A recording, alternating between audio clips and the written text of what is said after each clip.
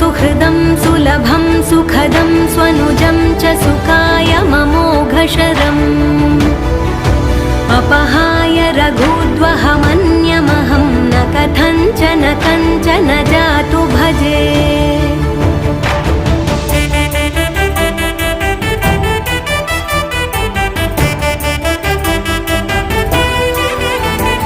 विना वेङ्कटेशं ननाथो ननाथः सदा वेङ्कटेशं स्मरामि स्मरामि।